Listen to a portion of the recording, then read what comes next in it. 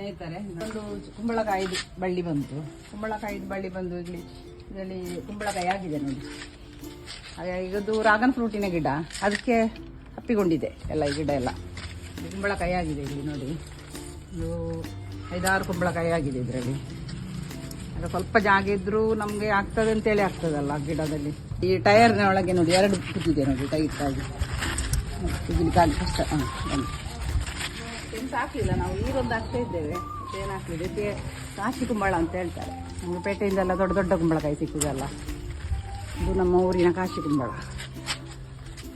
ಖುಷಿ ಆಗ್ತದೆ ನಮ್ಮಲ್ಲಿ ಗಿಡದಲ್ಲಿ ಆಗಿ ಕೊಯ್ಯುವಾಗ. ನಮಗೆ ಪೇಟೆಯಿಂದ ತರೋದಕ್ಕಿಂತ ನಮ್ಮಲ್ಲಿ ಆಗಿದೆ ಅಂತೇಳಿ ಒಂದು ಖುಷಿ ಅಲ್ಲ.